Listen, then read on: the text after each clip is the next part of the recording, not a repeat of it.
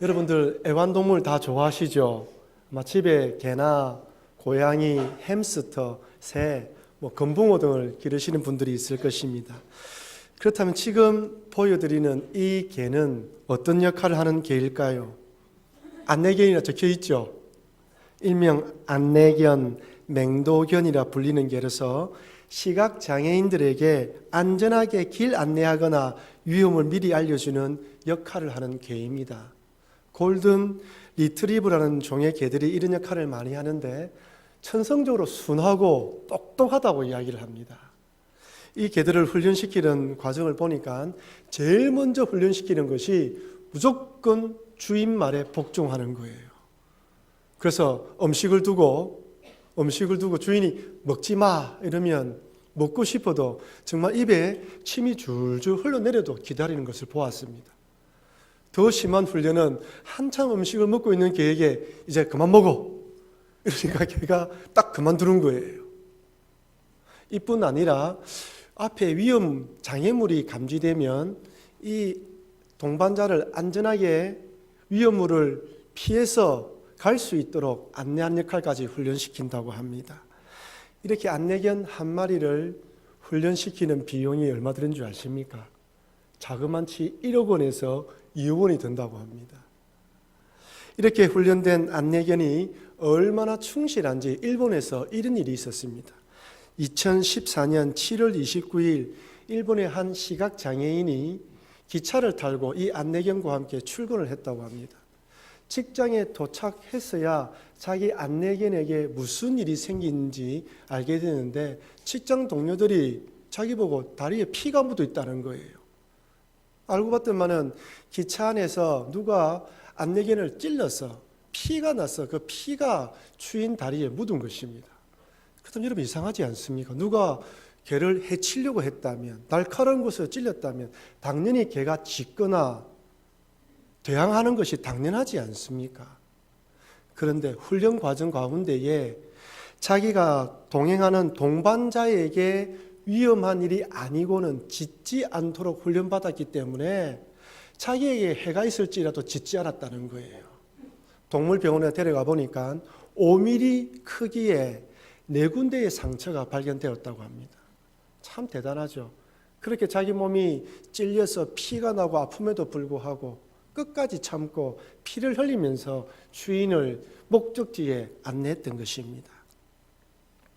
인생을 살아갈 때 이런 충실한 안내자, 인도자가 있으면 얼마나 좋겠습니까? 불확실하고 또한 불안한 한 치 앞을 예측할 수 없는 이 현 시대를 살아가는 우리들에게도 이렇게 든든하게 자기 몸을 희생하면서까지 지켜주는 보호자, 안내자가 있으면 얼마나 좋겠습니까?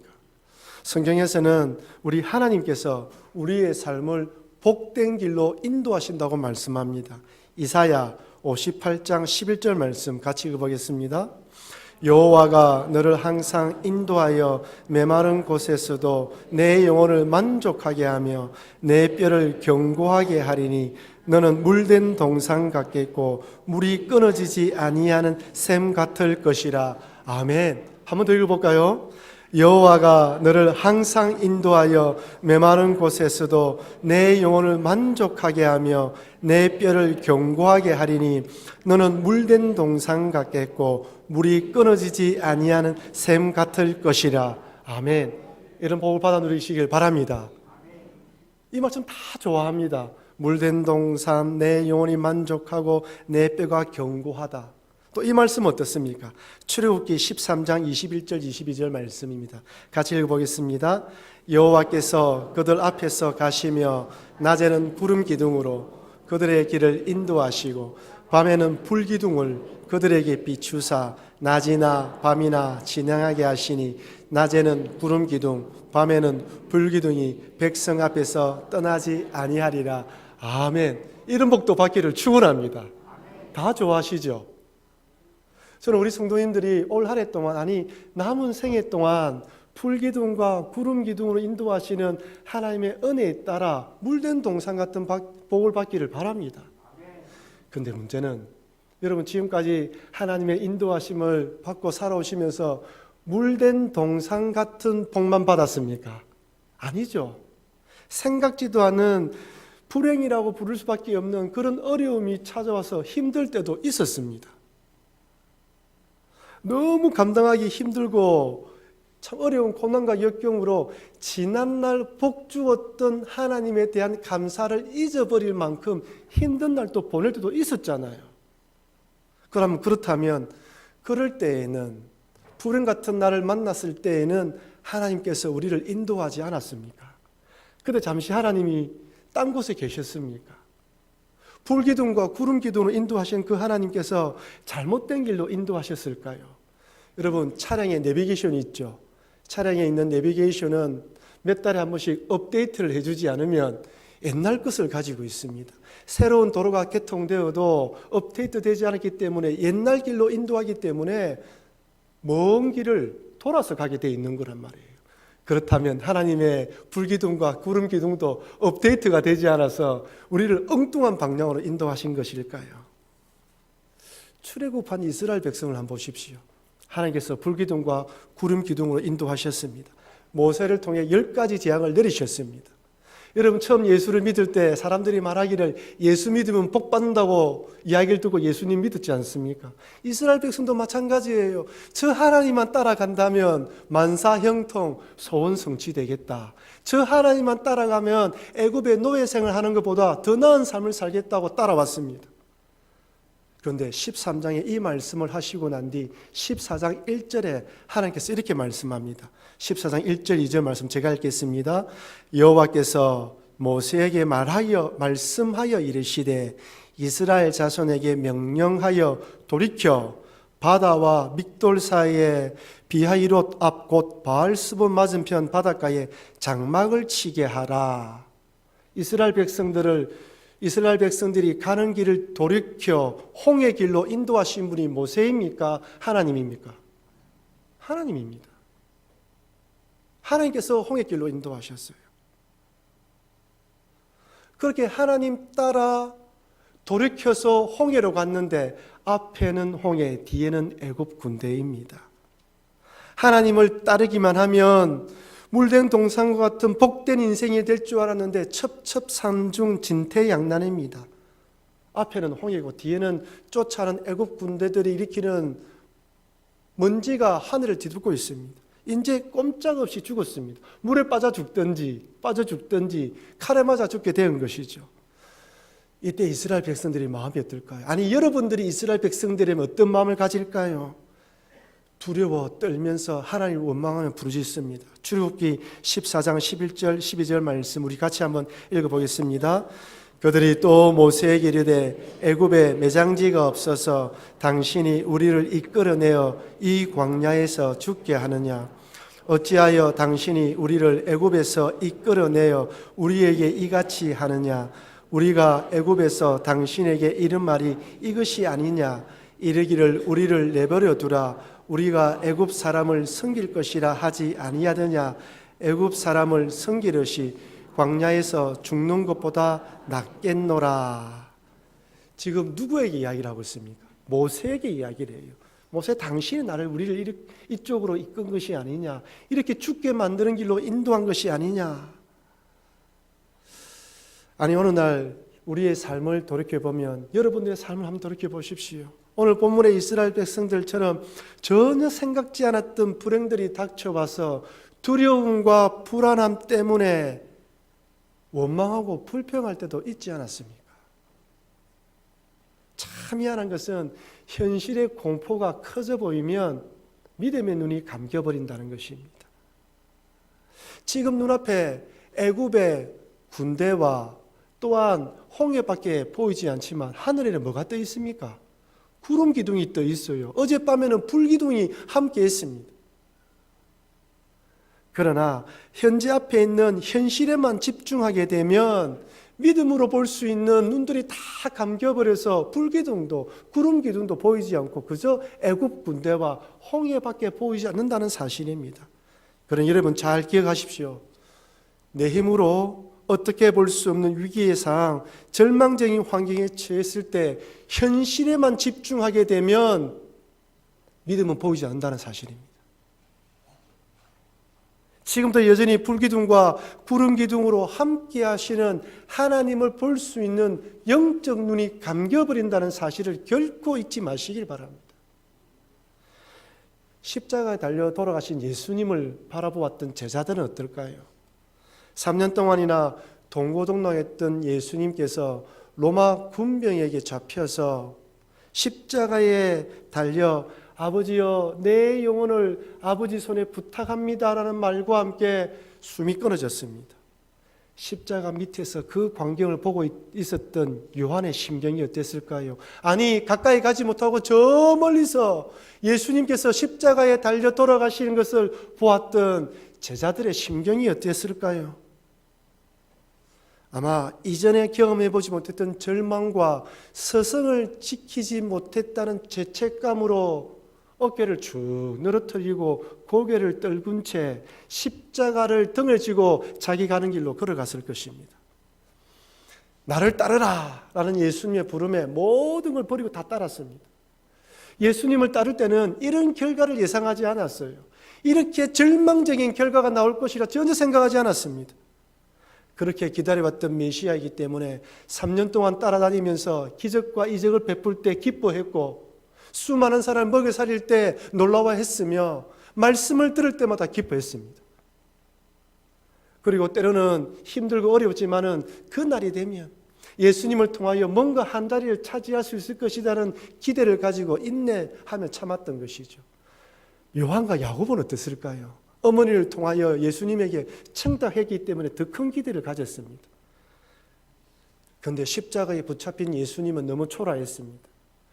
군병들의 맞은 채찍으로 맞은 몸에서는 피가 터져나와서 온몸에 피투성이가 되었고 십자가를 지기 위해서 올라가실 때에는 온갖 사람들과 조롱과 희롱에도 한마디 대꾸하지 않고 연약한 모습으로 올라갔습니다. 귀신을 쫓아내며 병자를 고치시던 능력의 모습은 더 이상 찾아볼 수 없습니다. 성전에 장사하는 자들의 상을 둘러보시면서 끈을 만들어 채찍으로 쫓아내시는 열정을 기대할 수도 없습니다. 종교 지도자들이 예수님을 채잡기 위한 그 어떤 질문에도 기가 막힌 대답을 하셨던 그 예수님의 지혜를 발견할 수 없습니다. 마치 죄인처럼 초라한 예수님, 그저 십자가를 지고 가는 예수님, 그리고 결국 숨이 끊어져 버려서 모든 것이 끝나버린 절망만 남았습니다. 홍해 앞에 선 이스라엘 백성들에게는 원망과 불평이 가득했다면 십자가를 목격한 제자들에게는 절망과 죄책감이 비수처럼 가슴에 꽂혔습니다. 죄송하지만 저는 어느 날에도 홍해 앞에 선 이스라엘 백성들처럼 닥쳐온 역경과 고난을 허락하신 하나님께 원망과 불평하면서 교회를 떠나가시는 분들도 많이 보았습니다. 또한 십자가에 달려 돌아가신 예수님을 뒤로한 채 걸어가는 제자들처럼 이런저런 실망과 낭망 때문에 교회의 등을 지고 나가시는 분도 보았습니다. 그렇다면 과연 하나님께서는 이스라엘 백성들을 홍해로 잘못 인도하신 것일까요? 분명히 하나님 의도가 있지 않습니까? 돌이켜 홍해로 인도했습니다. 예수님의 제자들은 가짜 메시아를 따라다닌 것일까요? 아닙니다. 하나님께서는 때론 하나님의 백성들을, 아니 여러분과 저를 홍해의 길로 인도하십니다. 또 때로는 십자가와 같은 절망의 길로도 인도하신다는 것을 믿으셔야 됩니다. 그렇다면 그 이유가 무엇일까요? 왜 하나님께서 이런 길로 인도하실까요? 그것은 더 큰 하나님의 능력을 체험하도록 하기 위함입니다. 하나님께서는 홍해를 갈라 그렇게 이스라엘 백성들을 괴롭혔던 애굽 군대를 수장시켜 더 이상 애굽에 대한 공포에서 벗어나도록 하나님의 놀라운 능력을 다시 한번 보여주시기 위해서 이스라엘 백성들을 애굽의 길로, 홍해 길로 인도하셨습니다. 여러분, 그 어느 누가 홍해 안에 길이 있다고 생각했겠습니까? 누가 홍해를 가를 것이라 생각했겠습니까? 출애굽기 14장 21절 22절 말씀 같이 읽어보겠습니다. 모세가 바다 위로 손을 내밀매 여호와께서 큰 동풍이 밤새도록 바닷물을 물러가게 하시니 물이 갈라져 바다가 마른 땅이 된지라. 이스라엘 자손이 바다 가운데를 육지로 걸어가고 물은 그들의 좌우에 벽이 되니. 아멘. 여러분 상상을 한번 해보십시오. 두려움에 떨고 있는데 갑자기 하늘에서 뜨거운 동풍바람이 불기 시작하면서 바다가 갈라지면서 바닷물이 벽처럼 쌓이기 시작합니다. 드러난 진흙벌이 점점점 말라지면서 마른 땅으로 변하고요. 쫓아오는 애국 군대는 불기둥으로 막아주십니다. 죽는 줄 알았는데 하나님의 놀라운 역사가 일어났어요. 동풍이 밤새도록 불렀어요. 밤새도록 하나님의 놀라운 장관을 보고 있습니다. 얼마나 기뻤을까요? 아니 그 사이를 걸어갈 때 벽처럼 쌓여진 물을 바라보면서 얼마나 감동되게 있습니까? 이집트 왕자라는 영화를 보면 물고기들이 지나가는 장면이 보이잖아요. 말로 할 수 없는 광경이었습니다. 다 건너오고 난 뒤에 애국 군대가 쫓아올 때 한편으로 불안했는데 물이 덮쳐지면서 그 군대를 수장시킬 때 하나님의 능력을 찬양한 이스라엘 백성들입니다. 예수님의 죽음을 뒤로한 채 돌아섰던 제자들은 어땠습니까? 3일 동안 죽음의 길을 걸어가고 있었습니다. 모든 것이 절망이었죠. 죽은 사람이 살아난 일이 없었기 때문에 끝났다고 생각하고 있는데 3일 후에 예수님이 부활하셔서 오셨습니다. 못자국 난 손과 창자국 난 옆구리를 보여주시면서 평안이 있을지어다 라며 찾아오셔서 그들을 반겨주십니다. 그때 깨닫게 됩니다. 예수님이 주시기로 했던 것은 이 땅에서의 성공과 한 자리 차지하는 것이 아니라 죄에서 구원받아 부활의 영광 천국으로 가는 것이구나라는 깨닫게 되었던 것이죠. 죽더라도 다시 살아나는 생명, 영생을 준다는 것을 깨닫게 됩니다. 그래서 하나님께서는 이렇게 말씀합니다. 하나님의 생각은 우리의 생각과 다르다. 어느 누구도 하나님의 놀라운 지혜를 다 알 수 없다고 말씀하시면서 이사야를 통하여 이렇게 말씀합니다. 이사야 55장 8절 9절 말씀 같이 읽어보겠습니다. 이는 내 생각이 너희 생각과 다르며 내 길은 너희 길과 다름이니라. 여호와의 말씀이니라. 이는 하늘이 땅보다 높음같이 내 길은 너희의 길보다 높으며 내 생각은 너희의 생각보다 높음이니라. 아멘.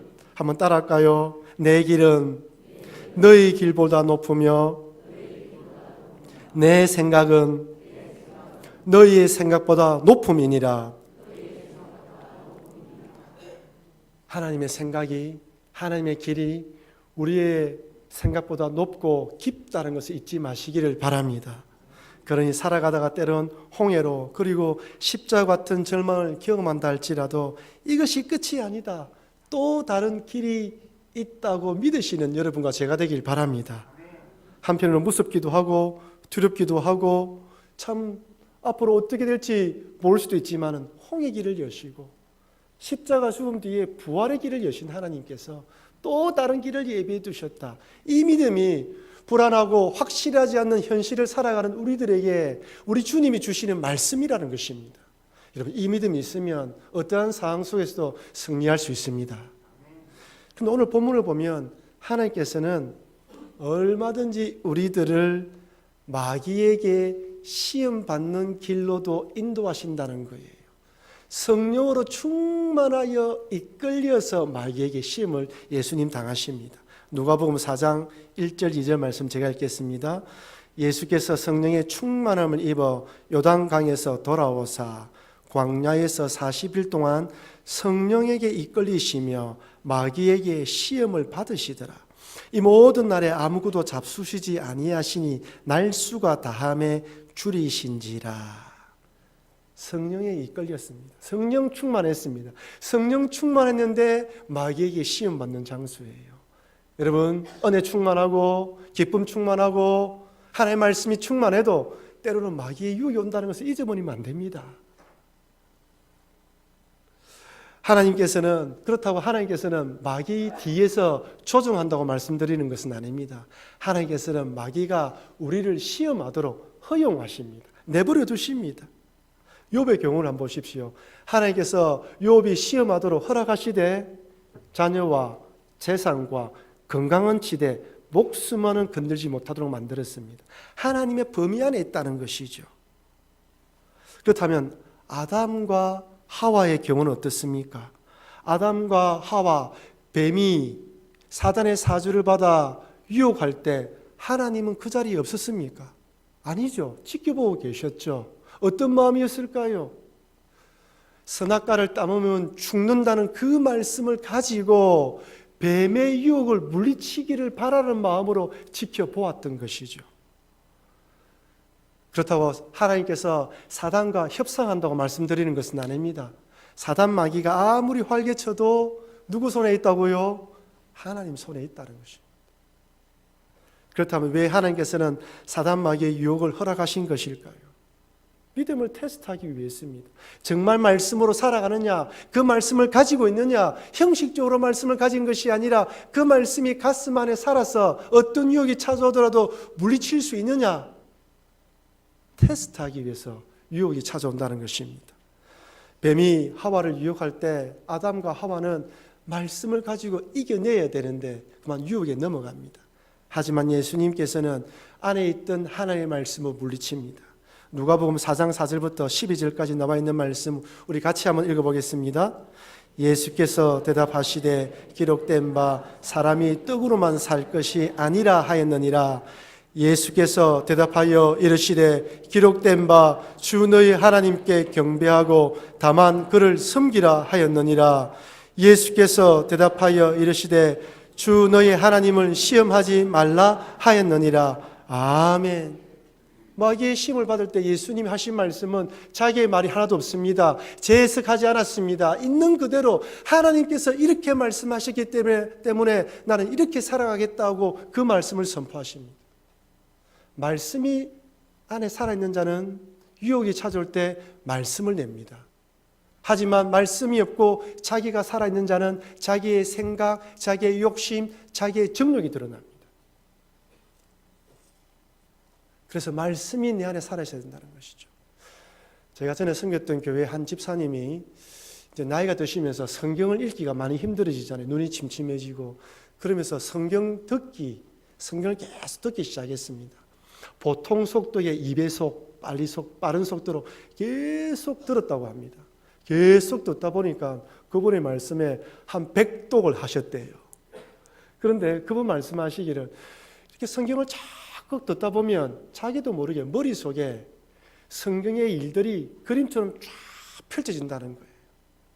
머릿속에 파노라마처럼 쫙 그려지면서 하나님의 말씀이 살아 역사한다는 것을 깨달을 때가 많다고 간증한 걸 들었습니다. 그렇다고 그분이 완벽하다고 말씀드리는 것은 아닙니다. 그렇게 하나님의 말씀이 살아있다면 유혹이 찾아올 때 말씀이 나가지 않겠습니까? 그래서 여러분들 말씀을 읽으라는 것입니다. 내가 살기 위해서, 내가 유혹에서 이겨나가기 위해서, 믿음으로 굳건하게 서기 위해서 말씀을 읽고 묵상하고 암송하고 기억하자는 것입니다. 그러면 어떤 유혹이 찾아와도 내 안에서 말씀이 튀어나오게 되는 것이죠. 근데 여기서 중요한 것은 예수님은 광야에서 40일 동안 금식한 후에 마귀의 시험을 받았다면 아담과 하와는 풍족하고 부족함이 없는 삶 가운데 시험을 받았습니다. 예수님은 유혹을 이겨냈고 아담과 하와는 유혹을 이겨내지 못했습니다. 여러분, 우리의 삶의 환경이 좋고 편하다고 믿음이 좋아지는 것은 아닙니다. 내 환경이 어렵고 힘들다고 믿음이 약해지는 것도 아닙니다. 어떤 상황이 있든지 내가 어떤 믿음으로 어떤 말씀으로 어떻게 말씀을 부여잡고 있느냐가 중요하다는 것을 오늘 말씀을 통해 우리에게 교훈해 주는 것입니다. 사랑하는 성도 여러분, 올 한 해 동안에도 하나님께서는 우리들의 삶을 인도해 주십니다. 이스라엘 백성들을 불기둥과 구름 기둥으로 인도하셨듯이 우리들도 성령으로 인도해 주실 것입니다. 하지만 때론 홍해 앞과 같은 길로, 또 때론 십자가와 같은 절망의 길로도, 또 때로는 마귀에게 시험받는 길로도 얼마든지 인도하실 수 있다는 것을 꼭 기억하시면서 혹이나 홍해 같은 길, 십자가 같은 일을 만나게 되면 그 뒤에 길이 있고 부활이 있다라고 믿으시고, 마귀의 유혹이 찾아오면 받았던 말씀, 기억했던 말씀, 암송했던 말씀으로 물리쳐서 올 한 해 동안에는 말씀 안에서 모든 일에 승리하시는 여러분과 제가 되길 주의 이름으로 축원합니다. 여러분, 우리 받은 말씀을 기억하시기 전에 우리 예수님께서 하셨던 말씀을 한 번 더 읽고 난 뒤에 한번 기도하기 원합니다. 누가복음 4장 4절부터 12절 말씀 다시 한번 더 읽어보겠습니다. 예수께서 대답하시되 기록된 바 사람이 떡으로만 살 것이 아니라 하였느니라. 예수께서 대답하여 이르시되 기록된 바 주 너희 하나님께 경배하고 다만 그를 섬기라 하였느니라. 예수께서 대답하여 이르시되 주 너의 하나님을 시험하지 말라 하였느니라. 아멘. 올 한 해 동안에도 말씀으로 승리하며 말씀으로 이겨나가는 그런 믿음 가진 성도 되게 해달라고 여러분 받은 말씀을 기억하며 우리 다 같이 통성으로 기도하도록 하겠습니다.